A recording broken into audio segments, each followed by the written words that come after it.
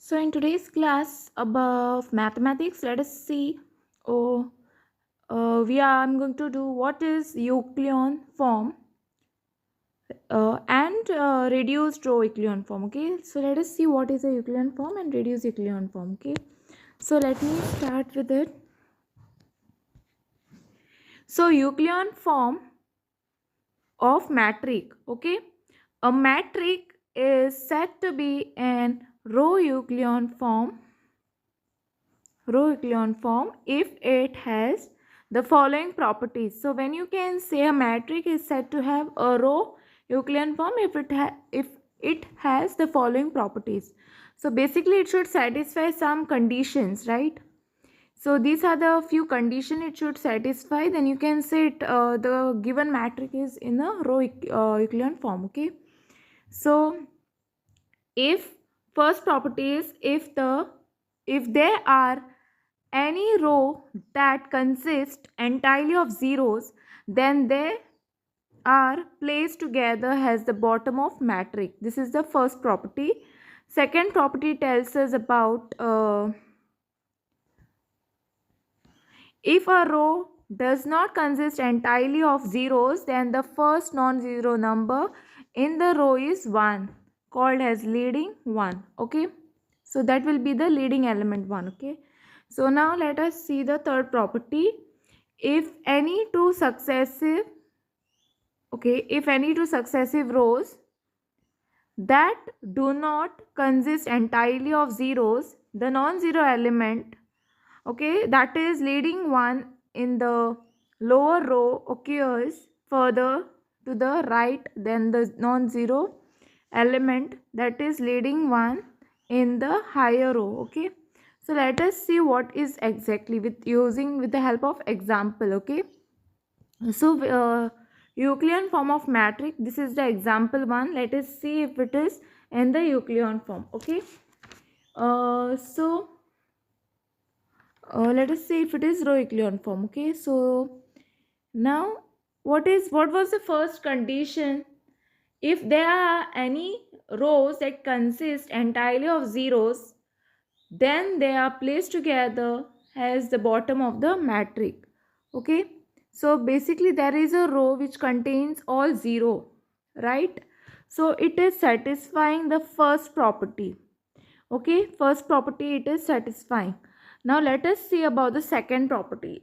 Tells us if a row does not consist entirely of a zero. Okay, if there is a row and it does not consist entirely of zero, then the first non-zero element then the first non-zero number in the row is 1. Okay, this will be the leading number 1. Okay, so it satisfies the second property as well. Now let us see about the third property. Okay, now in any two successive rows that do not consist entirely of zeros, the non-zero element leading 1 in the lower row occurs further to the right than the non-zero element leading 1 in the higher row. Okay, so what happens, we have to see towards the right. Okay, so which is the leading element, 1 in the highest row. Okay, so this is the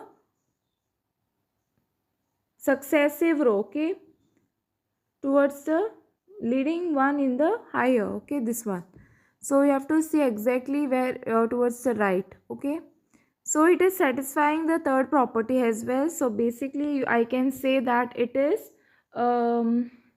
row Euclidean form. Okay, so I can say it is a row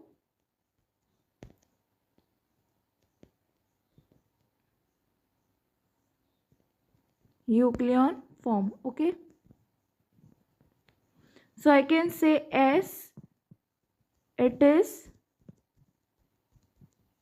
row Euclidean form. Okay, so now moving towards, so let us see the second example over here. So first condition was what? If there are any rows that consist of entirely of zeros, then they are placed together as bottom of matrix. Okay, so this row is consisting entirely of zero. It satisfies the first condition. Okay, now second, it was what? If a row does not consist entirely of 0, then the first non-zero element in the row is 1. Okay, see over here, first non-zero element will be 1. Okay, now the successive row, okay, after 1 towards the right hand side it should be 1. Okay, so yeah, it satisfies the third condition as well. So I can say, on basis of this, I can say that yes, it is row Euclidean form. Okay, row Euclidean form. Next, moving towards the now let us see what is the reduced row Euclidean form. Okay, a row Euclidean matrix is called reduced row Euclidean matrix if each column that contains a leading one has zeros everywhere else in that column. Okay, so let us take one example. Over here I have taken reduced row Euclidean form. Okay, so it is called a row Euclidean matrix is called reduced row Euclidean matrix if each column that contains a leading element 1 has zeros everywhere. Okay, the columns which is having 1 should also have 0. Okay, 0 0. Okay, so here also 1 is there and here 0 0 is there. Okay, rest all should be 0. Here 1, so here 0 0 is there. So it is a reduced row Euclidean form. So basically this is a reduced row Euclidean form. Okay, now moving towards the next part. Second example also says the same thing. Now this is also known as identity matrix. Okay, here what happens over here is the leading element is 1, right, and it has 0 after that. Here also your leading the element the column is leading is 1, column contains a leading 1, okay, element 1, and rest it is 0. Here also 1 is there, here 0 0 is there.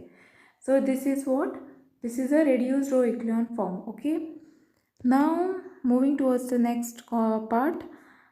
I hope you all can see this clearly. Okay, the following matrices are in reduced row Euclidean form. So these are the few examples, and you all can take down the reduced matrix forms. Okay, whatever. Next, you all can take down the note. Reduced row Euclidean form of a given matrix is unique. Okay. With this, I am done with today's class. I hope you all have understood the Euclidean form of matrix and reduced Euclidean row Euclidean form. Okay, and thanks for watching.